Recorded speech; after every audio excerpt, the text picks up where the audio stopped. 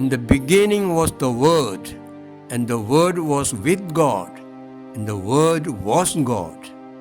Thus begins the fourth Gospel by John in the Bible. When the author of the Gospel John used the term Word, he did not mean it the way we mean and use it in our language or common parlance.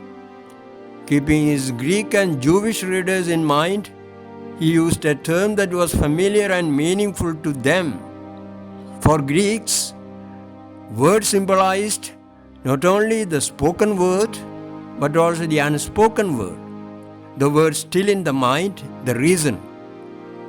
When they applied it to the universe, they meant the rational principle that governs all things, the Logos. The Jews, on the other hand, used it as a way of referring to God. St. John, however, was the first to use it for Christ, the wisdom and power of God, and the first cause of all things. For him, Christ is God's personal expression of himself to men.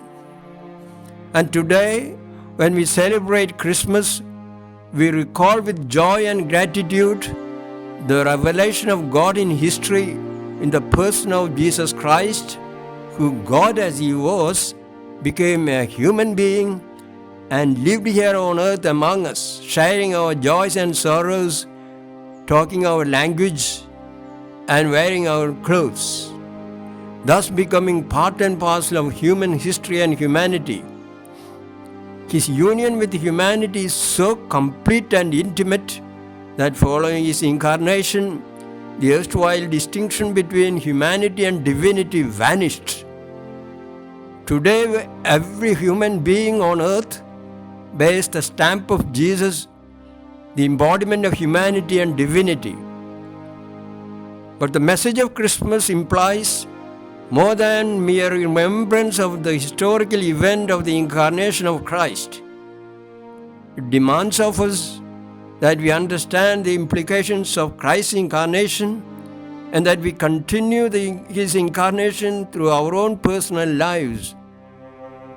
This requires that we imbibe the mentality of Jesus Christ, who, as St. Paul in his epistle to Philippians chapter 2 says, though he was God, did not demand and cling to his rights as God, but laid aside his mighty power and glory and submitted to the humiliation of becoming man.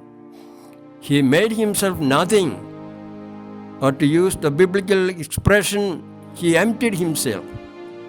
He was impelled to this action out of love for each one of us. This generous love of God, finding expression in incarnation and crucifixion, should not go unrequited, unreciprocated. It is this thought that inspires thousands of Christians all over the world to lead a life of love and service to their fellow men, thus making themselves living symbols of the incarnate love of God. When a man or a woman of some status or power humbles himself or herself and proves to be human and humane in their dealings with their fellow men or fellow women, there is joy and jubilation all around. On the other hand, if the persons in question are ones filled with selfish ambition or vain conceit, or are indifferent to the sufferings of the fellow human beings, there is insecurity, suspicion, or terror creeping in the minds of people. My dear brothers and sisters, instead of being selfish by seeking our own glory and identity, by clinging to the prerogatives of our position accruing from our superiority in terms of nationality, language, color, caste, sex, job, or scholarship, let's become men and women of goodwill, people with the mindset of Jesus Christ in the crib, rejoicing in the strength of self-sacrificing humility by reaching out people with us and around us with love, compassion, and concern.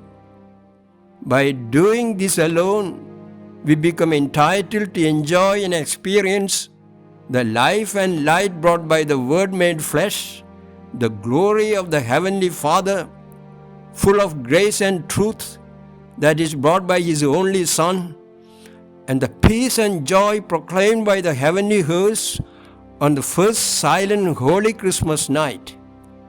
I wish all the brothers and sisters listening to me the love, joy, and peace of Christmas.